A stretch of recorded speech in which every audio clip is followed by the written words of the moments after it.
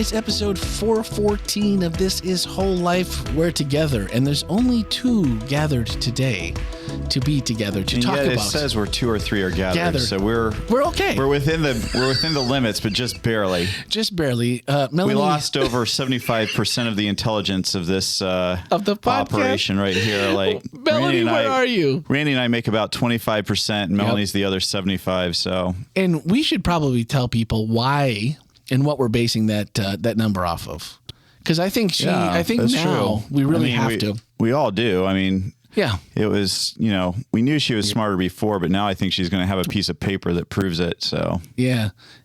For those that don't know, yesterday, which would be Monday, we're recording on Tuesday. You'll hear this Wednesday. So a mere 2 days ago when you're listening, she successfully defended her dissertation, and the title of which, unless it was right in front of me, I would not be able to remember because it's kind of long and it's on a subject I don't know anything about. Preaching doubt to a deconstructed or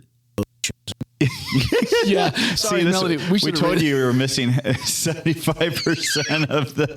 So it was. But it's to. What's the? Oh, that's so bad. This is so funny. Yeah. No. But it's basically how to preach to folks whose faith is deconstructing. Right. How to preach to that. Oh, here it is. Hold on. A modern homiletic for, it's not postmodern, meta-modern. Yeah, there we go. Meta-modern. I knew it'd eventually get there. I thought there was in the, didn't someone post that in our, thought somebody posted it here in our Discord. We have a Discord channel for staff, and I would have bet that was in there, but I don't see it. So, hey, we'll take Ken's, and then Melanie can tell you all about it next week. But when she gets back.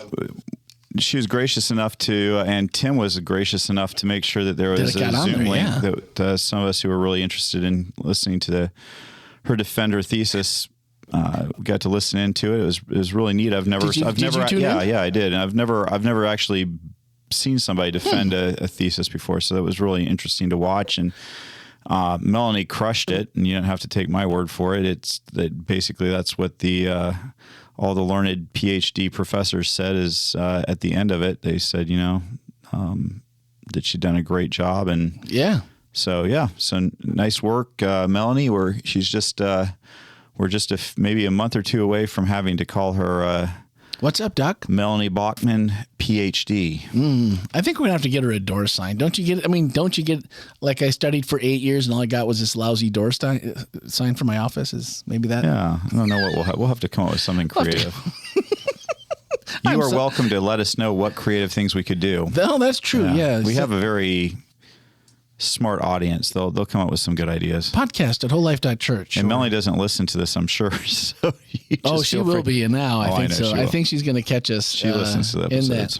So that is big news, and we're super proud. And obviously, I'm sure she is too. All the work that went into it, and for those of us that are close enough on a weekly basis to see the process and all of the work that she's put into it, it's just an amazing accomplishment, more so than I would have ever thought went into it. But okay. Next, I just wanted to say this. I mean, we're starting the Art of Worship series, and this week it was on drama. So, of course, the return of Craig and Stephanie. Oh, good. They dominated the conversation early on in the chat. I'm sure they did. And people were like, hey, does everyone know that we used to have a worship team? And all, we had a drama team. Yeah. And, Tammy led that team. And we used to have stuff all the time. And we're like, some of us are like, yeah, we remember. Other people are like, oh, I didn't know. So I think it was a good week to bring them back and get them, and then start going, hey, guys, if you want to be a part of it, we have that. You can sign up. It's on the website. The link will be in the show notes today if you want to be a part of the drama team.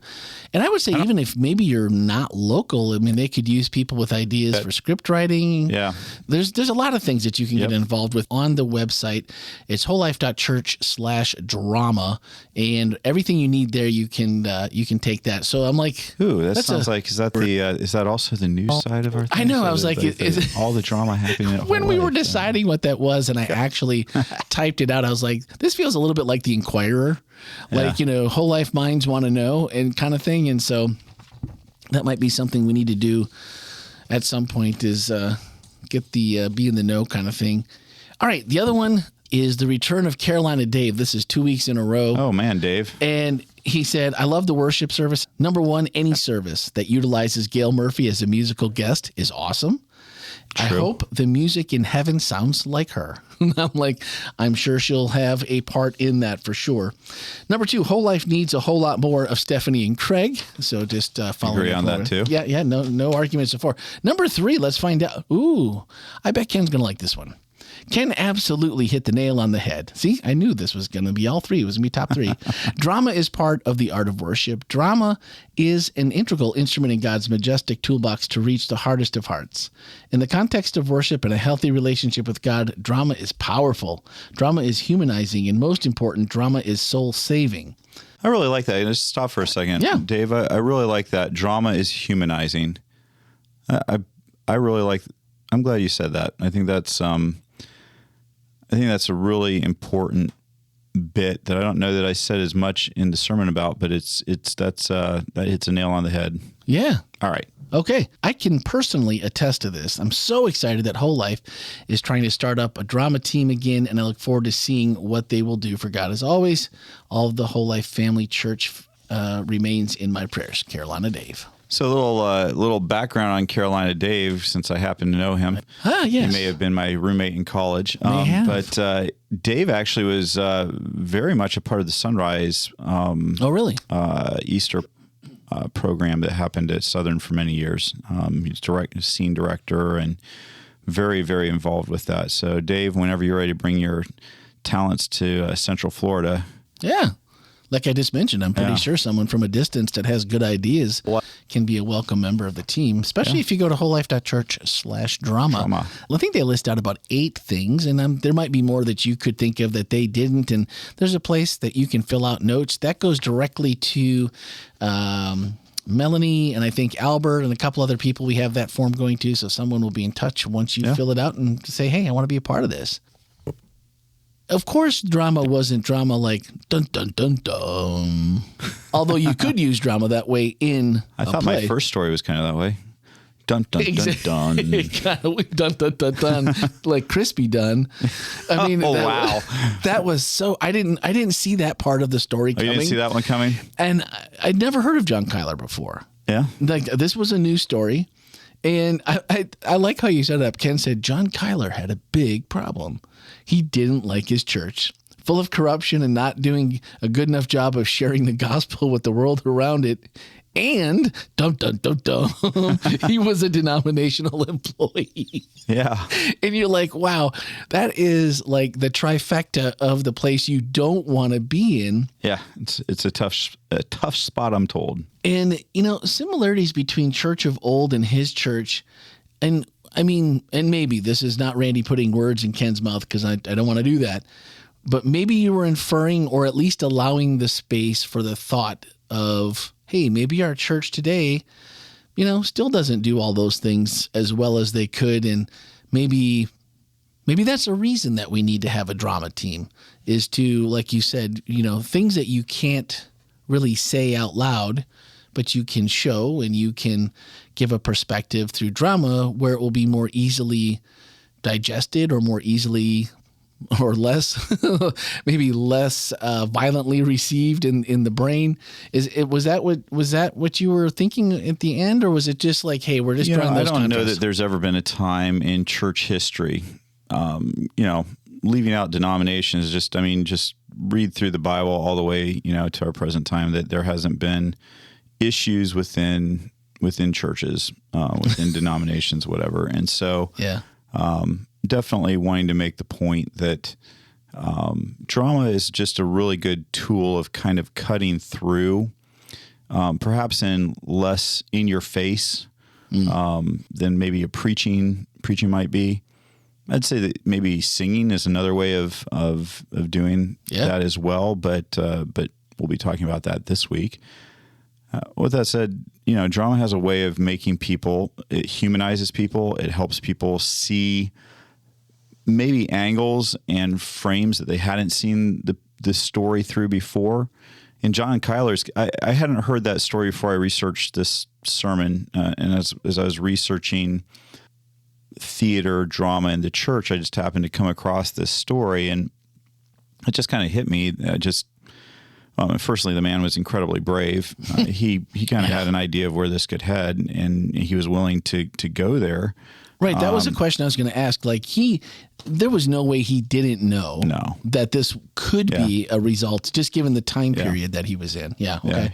He kind of had an idea, and it was a sacrifice that he was genuinely willing to make. And it's a really kind of I think a really neat untold story that, within maybe, I imagine in Scotland, it might be a little bit more well known than it is here in the U.S., but it was kind of just a neat little story that really, I think, points out the power of drama within a church framework. Yeah. But what was I guess the part I didn't understand, and maybe that's just a historical thing or a time period thing of when he was alive in the church as it was at that time. What about telling the story of Jesus running through those last days of his life and seemingly, the Last Supper and, the days, that day leading up to the crucifixion and the resurrection? What was so controversial? Because I was trying to think of it as you were preaching. Like, what was so controversial about that they were like, okay, that's it. You stepped over the line, and it was a big line, apparently. Being that it happened in 1535, the details are a little hazy in church history, but however it went down, it was very, very, very obvious to those watching that he was basically comparing the people who crucified Christ to the church officials in leadership in his time. That makes sense. It was subtle, but not that subtle. And so people started, and the other part of it, the big thing that Kyler was fighting against was basically that at that point, the church was saying, you have to go through us to have access to Christ. You can't go directly to Christ yourself. And from the research I did, it really appears that this play really made the point that people can go straight to Christ, that there is no barrier, that you don't have to go through your denomination. You don't have to go through your local pastor, priest, or otherwise, that you can go straight to Christ. And it pointed those things out, and it really sparked a reformation. Keep in mind, in 1535, they didn't have Bibles the way that we do today. We do now, yeah. And so some of the things that we kind of take for granted as just basic biblical knowledge, it just wasn't back then. And so for him to take the Bible and authentically portray it for what it was saying, and then in the same process to show the parallels between the people who are crucifying Christ and church leadership at that time, well, that was going to get you on the bad side of church leadership, as it would today. If you go out of your way to kind of, point things out, it doesn't always go over well. Although fortunately, we live at this point in a country where people aren't being burnt to the stake for putting on a play. Well, that was kind of my next question was, looking at that time, of course, we don't live in that time, but it's like, wow. I mean, okay, I get it. They looked bad. They looked power hungry. They looked controlling. They looked, really in a bad light, but burnt at the stake. I mean, and maybe that was probably a more common practice than maybe many of us realize could happen to someone. What would the same thing get you today? I mean, is there something that, or is it just like, hey, you just don't work for us anymore, a lot of it depends on what part of the world you live in. So let's just talk about the part of the world that we live in right now. In the part of the world that we live in the United States, what's it going to get you? As a denominational employee, if you speak out against the beliefs of your church, you're going to lose your employment. Yeah, that's probably the first thing, and people, you get denounced. Before you get kicked out, there's a lot of hurtful stuff that kind of goes on sometimes. And, I really respect the fact that denominations do have I think they have a duty to stay the course on what they interpret the Bible to be saying and what truth is. So I get that. I get that if you have a denomination, there's a certain set of beliefs that you believe, and that's important. I have a certain set of beliefs that I believe and I think are important. With that said, one of the wonderful things about the United States has been that we have been able to be a country with people that have many different belief sets, and that while not always getting along perfectly, more or less this country has been a beacon of hope of what can happen where people aren't being burned at the stake and being executed for having ideas that are contrary. And you know what? The fact of the matter is that there are consequences for beliefs, either side of the road. Absolutely. And you have to decide, if it is something you believe and you believe it's true, then it's worth putting your life on the line for. And that's kind of what tells me what you really believe, what you're willing to put your life on the line for. I heard more than one person, and I had thought about it, but I probably hadn't thought about it maybe for as long or maybe as much as some others. But just thinking about, does that draw a foreshadowing of what might be to come? Is, if we believe at the end of the world and before Jesus comes back, that, maybe not burning at the stake, man, that seems a little archaic, but yeah, but I will say that there's a lot of language going around out there right now that's really kind of concerning. And I wouldn't say it's coming from one particular side of things, but there's some really aggressive language out in the public sphere from people that talks about, that people who disagree with me don't deserve to have the same rights I do, or implies some violence to it. And that's man, I hate hearing that, because it seems to me that's when you talk about what, the United States, one of the things that I've appreciated and that I appreciate about the United States is that sense of religious freedom, that I get to believe what I want to believe. You get to believe what you want to believe. And, within denominational employment, there can be, and even within, a church firm, there can be some consequences. I see that a little bit as different. But, nobody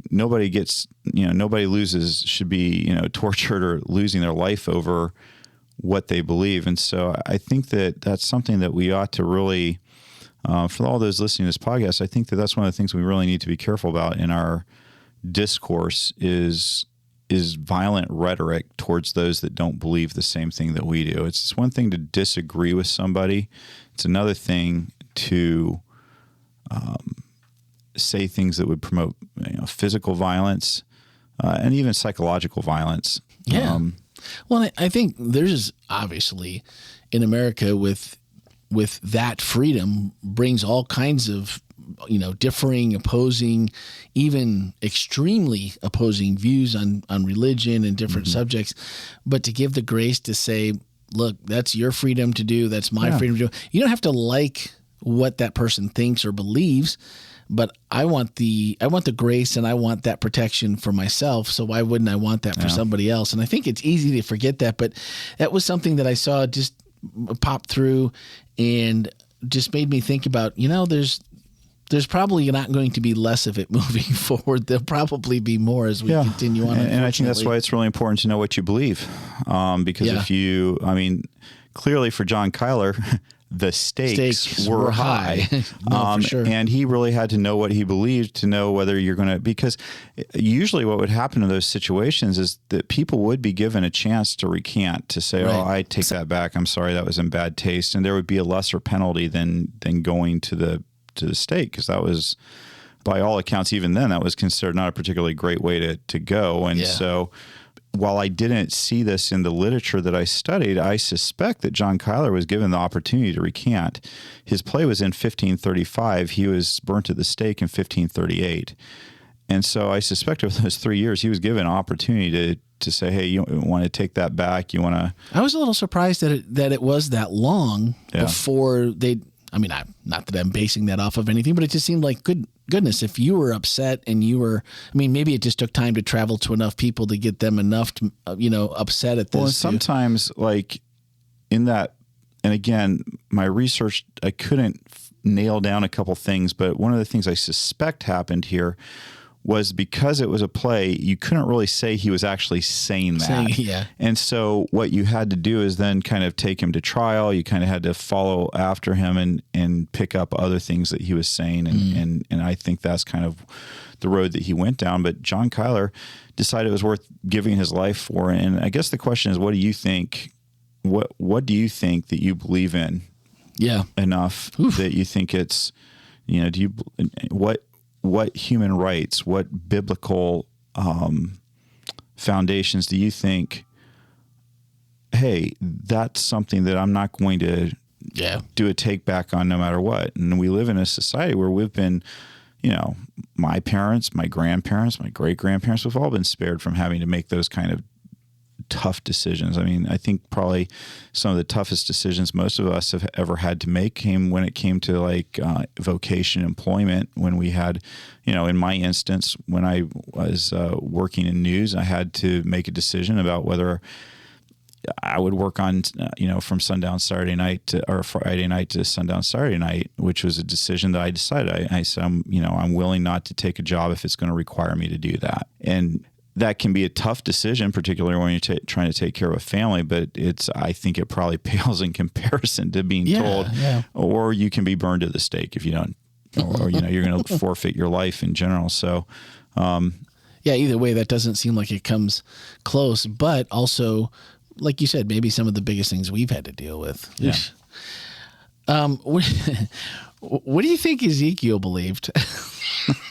Because I'm listening, and I don't know. I've read through the Bible before, and I'm sure I've read this, but not enough to make it stick, or it hasn't been a story told maybe enough.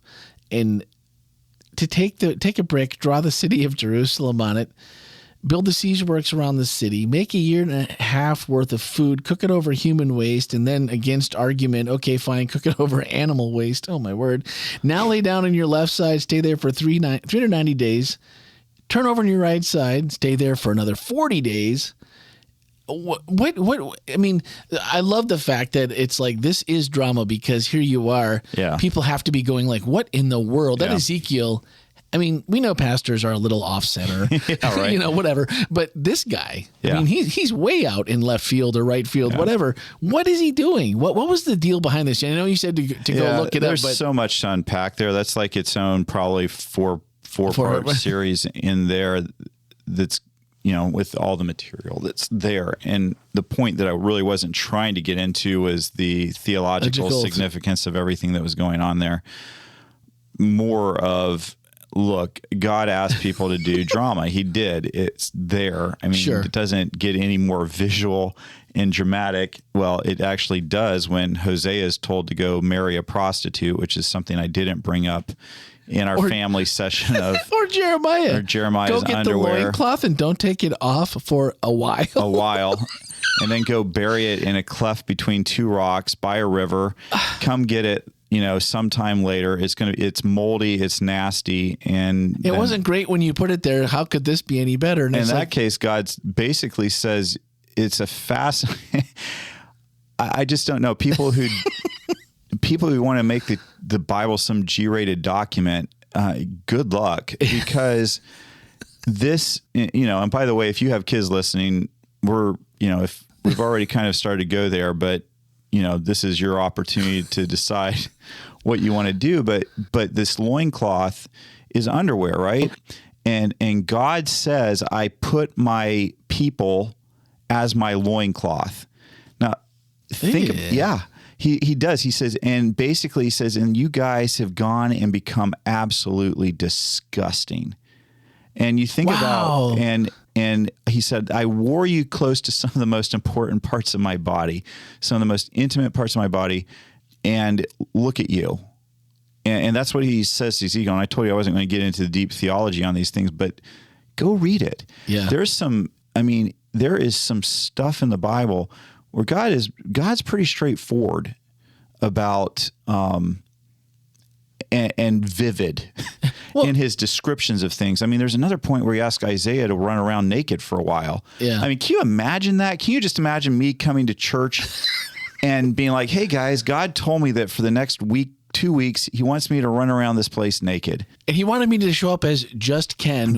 Really just Ken. Nothing to hide. I mean, oh my. This is some crazy stuff for us to contemplate that God is asking these prophets to do. And yet I believe God does it for a purpose, and he does it for a reason. He's trying to shock these people into recognizing some important truths that they're missing out. They're missing out. And they're not. I guess God must have felt there was no other way to get their attention. So, but everybody understands the thing that makes it. I mean, yeah, it's weird and it's a little. I don't know what word I'd use, but everyone understands underwear. Everyone understands that, like, hey, we have to bathe. We get funkified. Your body smells, and yet God's using that in a way to go, look, I trusted you by putting you, like you said, next to my most intimate parts of my body, and you guys just ruined everything. Like you stink, you're horrible. And that he uses it in a way, it resonates with me like that so hard, because I often think to myself, when I can't understand what God is doing to me, maybe through me, what his plan for me is, or a situation where it's like, God, if you could just make it obvious. Put it on a 2x4, smack me up in the forehead, put it in reverse. So when I pull my hair back and look in the mirror, I can go, please stop doing X, Y, and Z, signed God. Then, and here, that's essentially what he's doing in these cases where it's like, hey, we're not mincing words. We're getting right down to it. Well, it's interesting, in the parable that I referenced about the rich man and Lazarus, one of the things that, the rich man basically says to Father Abraham, who, Lazarus is in the bosom of Abraham. If you're not familiar with that story, go look it up. But basically one of the things that the rich man says is, hey, let me go back and warn my brothers about behaving the way I have, because I don't want them to wind up in the same hot place that I'm in.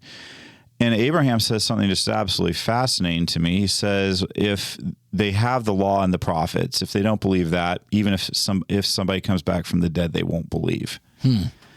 And it's interesting. We all want to be smacked in the head. But the interesting thing is that biblically, just look through all the different examples, some pretty incredible things happen.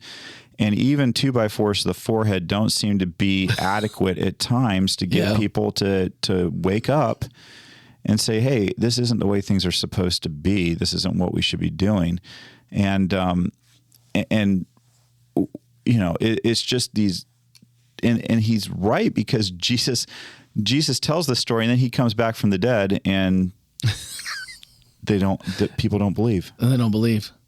Yeah, no, I think that all of these different ones that you gave, the examples that you gave, I've started to go back and start to read these and try to digest them, because I think because you knew you had podcasts coming up. Well, and I think they're all super interesting. They are, aren't they? And there's so much depth there, but sometimes, and I've seen this in my own life, God has asked some weird things, not necessarily weird things, but weird, like timing wise, like why now?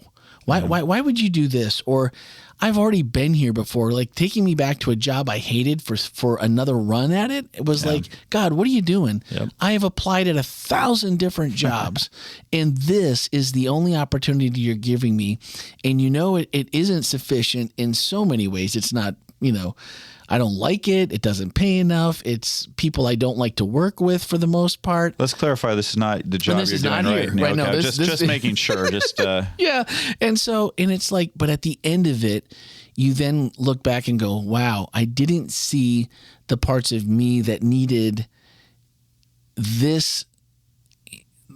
The non-fun should have been the 2x4 that said, look, you're not having fun. You're all the things you're saying. Yeah, that's true. But you're still missing this piece, and you're not doing it, and you're not bringing yourself to where you need to be, till finally you're just like, okay, I give up and let God do what you want. And all of a sudden it's like, oh, that wasn't so weird after all. So maybe the loincloth isn't as weird as we think. I'll get back to you on that one, because it still sounds weird. I'm going to go with it's weird. I'm going to go with it's weird.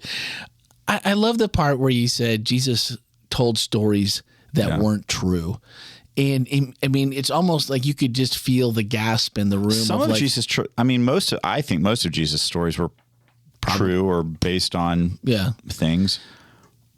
But as Seventh-day Adventists, you don't. That's a you don't get to say they all are. Yeah. Well, and I think if you want to stick with Seventh-day Adventist beliefs. But how cool is it though to think of it? And I get why people would be uncomfortable with thinking, "Oh, what do you mean Jesus is the way, the truth, and the life? And how could this be?" But also, how cool is it that Jesus took the drama or the stories of his day and was like, yeah, that's a good story and I'm not going to waste it.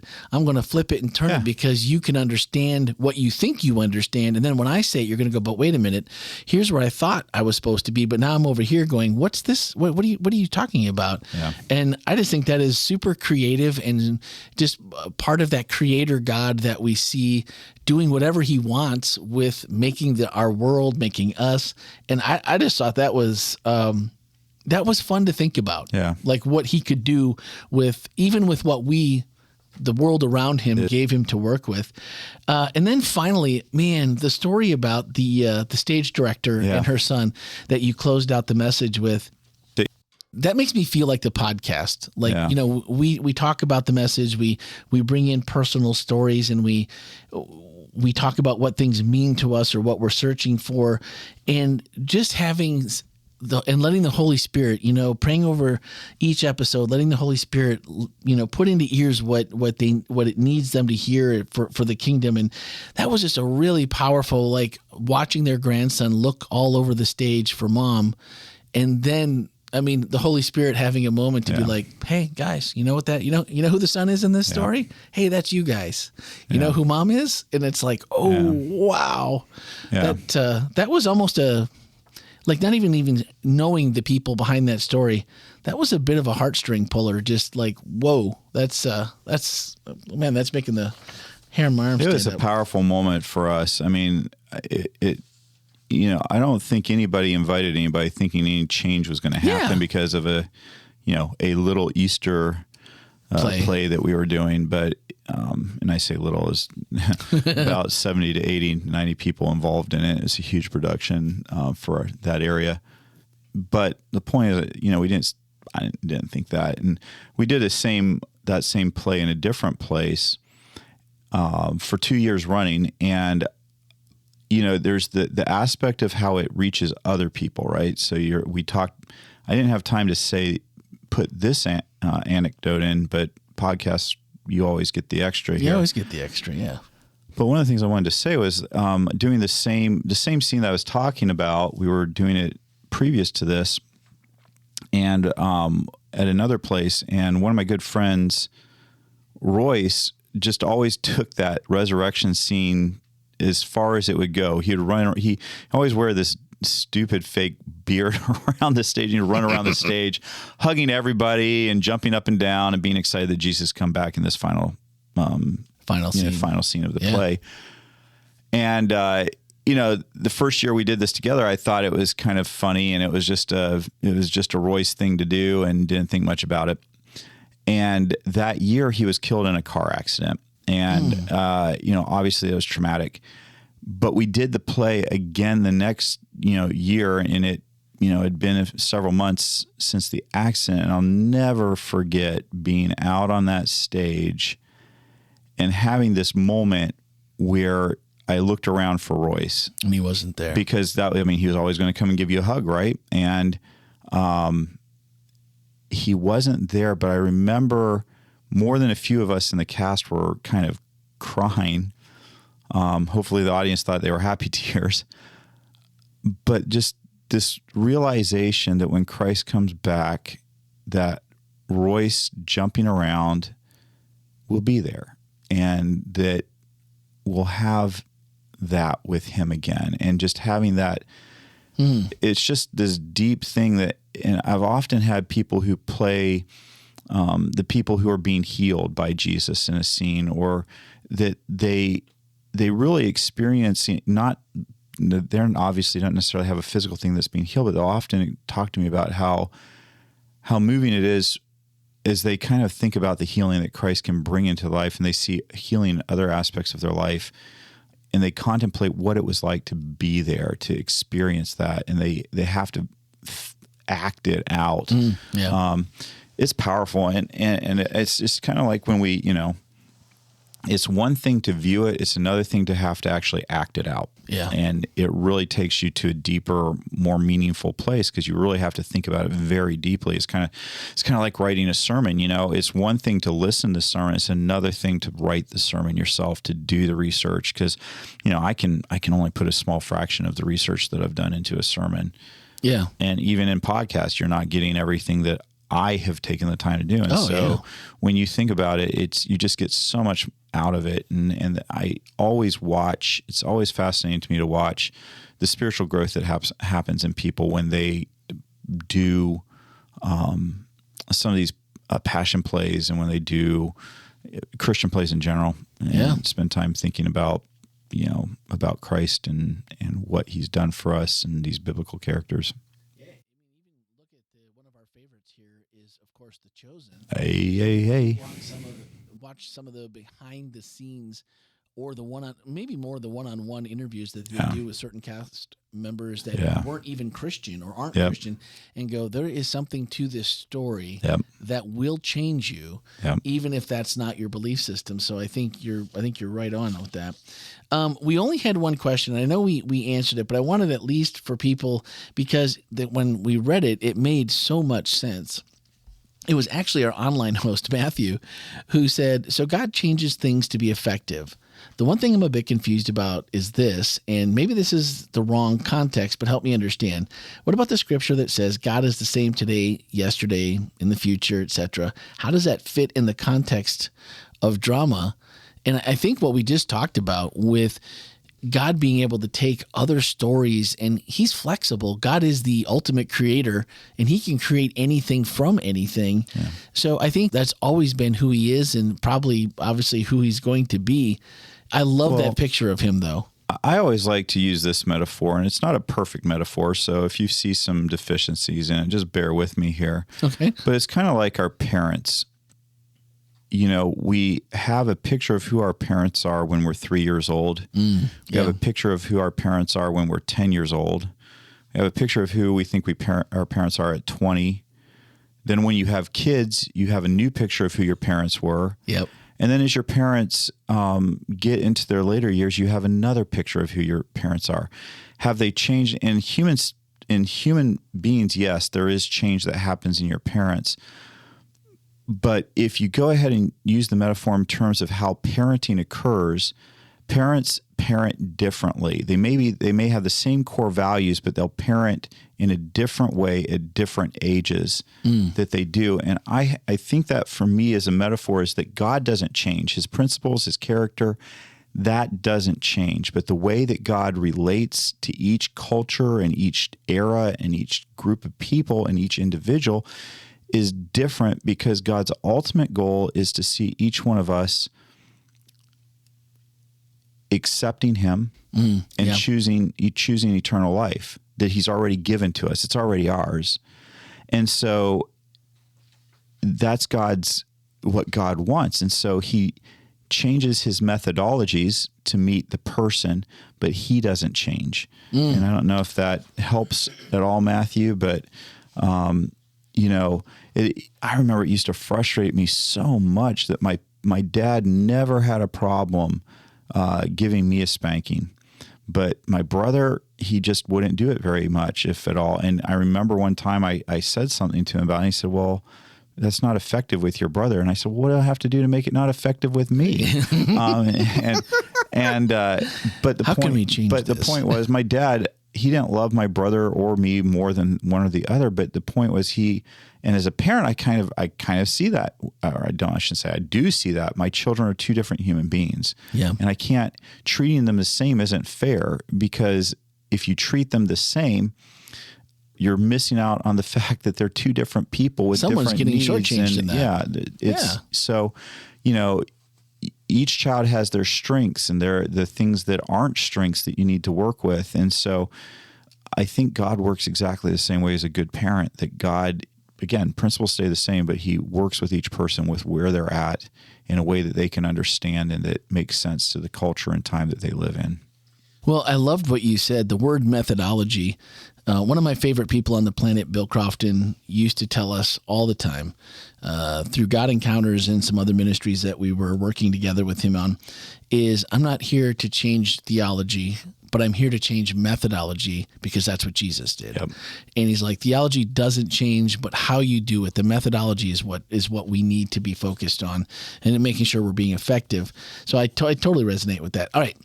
Let's see. Next week, Art of Worship, Part 2. Music. Part 2.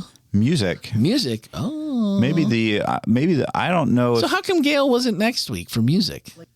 Is that just the way it worked out? I think the calendar worked out a little bit that way, but we also have some pretty special music. What? 2 weeks in a row? Yeah. So we're not having a concert in the evening. Okay. But there's going to be some good music. But like from everything I heard, I was not able to attend the concert. My parents were in from out of town, and so I spent my evening with them. It was time well spent. But so music for this week, and then how many are we doing total? Is this 5? 4. So we What have music, and then after that, we're going to actually have an artist talk to us about. Oh, are we going to divulge that now that we have a confirmation, or are we going to let them hang for another week? I think I'm okay with, what do you think? Should I? I don't know. Maybe we should. I just can't wait to get that person in here on for the podcast. I know, right? He's been, I just said he. Well, it's a he. We'll say it's a he. He has been on the podcast before, a couple occasions. So some of you who've been longtime listeners will recognize, and if you watch online, you will definitely recognize him. So I thought it'd be, so this particular sermon will be really fun because it's going to come from the artist perspective of the art of worship. And so I think that'll be very... And then the final one, what did you say? And then the final one is on architecture. Architecture. And anything special planned for that? I think we have, I think we're trying to line up a couple different interviews with some interior designers and maybe some architects to talk about how architecture influences us. I know a pretty awesome interior designer. Yeah, but, I've heard that. Just saying. Anyway. Yeah. All right, guys. You know what? I'm really excited. I really enjoyed this message, and I'm looking forward to this. And then after we're done with this one, how close are we to the summer series, The Voices of Whole Life? That's coming up. 1st of June, first Sabbath in June. So that's right. That follows this. Yeah, immediately after. See, guys, you got a whole summer of... We're going to have probably some guests on the podcast in this one, at least one that we know of. And then we're going to have in the summer series, that's always it's my favorite one, but I know it's a lot of your favorites as well, because we always get a lot of questions. You get to meet new people you probably don't know. So lots of good things to look forward to. We have some really great people lined up too. Oh man, I'm excited. I don't know. I haven't tease it, but I'm going to be careful about that. Yeah, no, we probably should at least wait for Melanie to be here, right? Yeah. Okay. All right. Melanie, we missed you. We'll be looking forward to having you back next week. And then maybe next week you can tease those people, or maybe the first one or something about what's going on. Cool. We'll do it. All right. That's going to do it for this week, guys. Thanks for listening and have an amazing week.